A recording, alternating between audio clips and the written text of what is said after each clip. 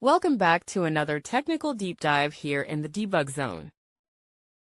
Today, we're tackling a big question and breaking it down with insights from other users.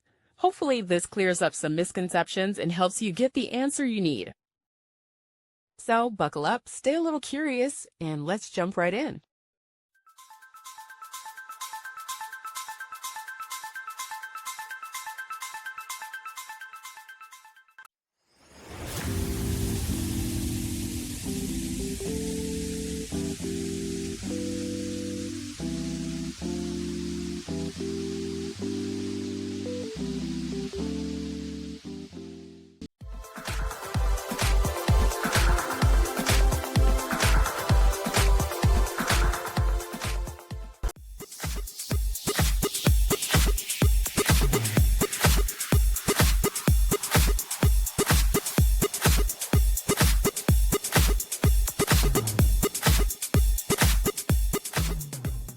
And that's a wrap.